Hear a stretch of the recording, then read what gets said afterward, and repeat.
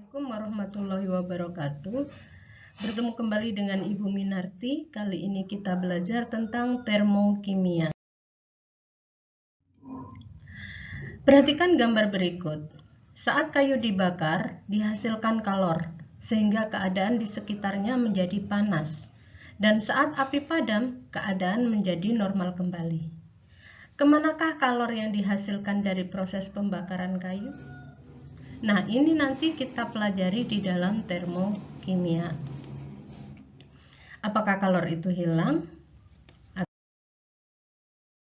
Termokimia adalah bagian ilmu kimia yang mempelajari tentang perubahan kalor yang menyertai reaksi kimia. Sebelum membahas termokimia, kita perhatikan dulu tentang sistem dan lingkungan. Sistem adalah segala sesuatu yang menjadi pusat perhatian kita. Jadi fokus kita kemana itu dia disebut sistem. Sedangkan lingkungan adalah segala sesuatu yang berada di sekitar sistem. Sehingga kalau kita belajar tentang reaksi kimia dan energi yang menyertai reaksi kimia, berarti yang menjadi sistem adalah reaksi kimia itu sendiri. Sedangkan lingkungan adalah segala sesuatu yang ada di sekitar reaksi kimia. Baik, kita lihat di sini contoh sistem dan lingkungan. Yang dimaksud sistem adalah yang bereaksi itu sendiri, sedangkan lingkungan segala sesuatu yang di sekitar reaksi itu. Maka lebih contoh konkretnya ini, misalnya kita melarutkan NaOH ke dalam air, maka yang dimaksud dengan sistem adalah NaOH dan airnya, sedangkan lingkungannya udara di sekitarnya, gelas kimianya, misalnya ada pengaduk, berarti pengaduknya juga termasuk lingkungan. Berdasarkan interaksinya, sistem dan lingkungan dibagi menjadi 3, sistem terbuka, sistem tertutup, dan sistem terisolasi. Yang dimaksud dengan sistem terbuka itu jika terjadi pertukaran materi maupun energi. Contoh di sini misalnya, kopi di dalam gelas yang dibuka, maka terjadi pertukaran materi, ada uap air yang lepas, materinya ada yang lepas, sekaligus terjadi pertukaran energi, panasnya juga lepas terserap oleh gelasnya. Sedangkan kalau sistem tertutup itu di sini ada tutupnya, sehingga yang bisa lepas hanya energinya saja, panasnya bisa lepas.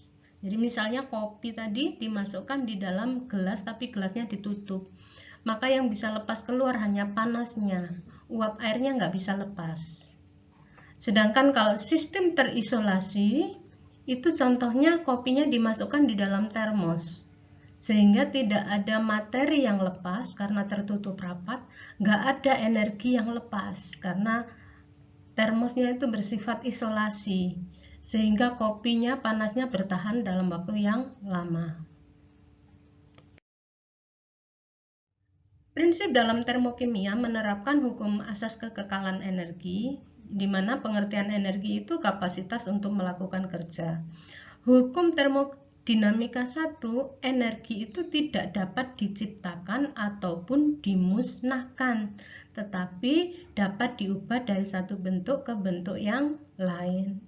Berarti dalam reaksi pembakaran kayu tadi, pasti energinya tidak dapat diciptakan ataupun sekaligus tidak dapat dimusnahkan. Tapi dia mungkin hanya berubah bentuk. Untuk mempelajari energi yang menyertai reaksi, itu dikenal ada istilah entalpi dan dilambangkan dengan H, dan perubahan entalpi dilambangkan dengan delta H. Entalpi adalah sejumlah energi yang dimiliki sistem pada tekanan tetap. Entalpi atau H ini tidak bisa diukur. Sedangkan perubahan entalpi dikenal dengan delta H, itu adalah perubahan energi yang menyertai peristiwa perubahan kimia pada tekanan tetap. Perubahan entalpi inilah yang bisa diukur.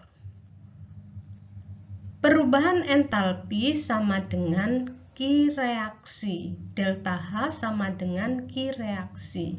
Jadi panas yang dihasilkan dari reaksi itu berarti delta H. Sehingga perubahan entalpi bisa ditulis dengan rumus delta H sama dengan H akhir dikurangi H awal.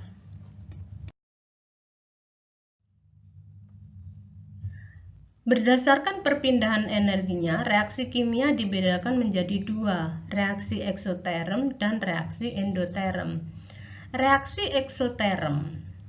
Reaksi ekso itu keluar, sama dengan ekspor, keluar. Terjadi perpindahan kalor dari sistem keluar.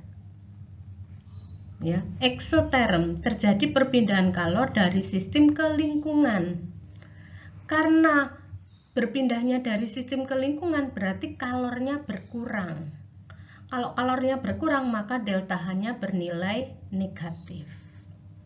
Sedangkan kalau reaksi endoterm terjadi perpindahan kalor dari lingkungan ke sistem. Jadi sistem menyerap kalor dari lingkungan, diserap. Jadi kalornya bertambah. Kalau kalornya bertambah maka delta H bernilai positif. Maaf, ini reaksi yang menyerap kalor, bukan membebaskan kalor. Diagram tingkat energi untuk reaksi eksoterm dan endoterm. Untuk reaksi eksoterm, semula kalornya tinggi. Tapi kemudian kalornya dilepas ke lingkungan. Terjadi perpindahan kalor dari lingkungan. Dari sistem ke lingkungan, lepas, sehingga kalornya menjadi rendah, turun. Sehingga delta H untuk reaksi eksoterm bernilai negatif. H produk dikurangi H reaktan sama dengan negatif. Untuk reaksi endoterm, kalornya semula rendah.